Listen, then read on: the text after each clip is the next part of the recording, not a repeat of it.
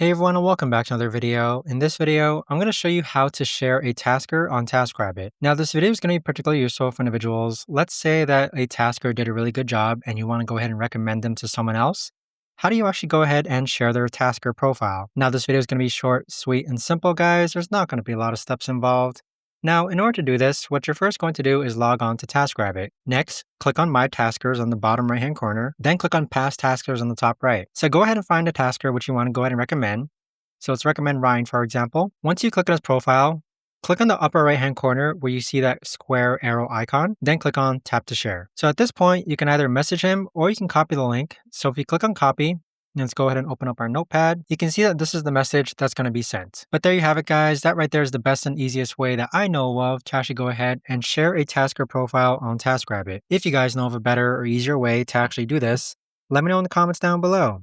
I would love to know. Thanks so much for watching, everyone, and I'll see you guys all in the next video.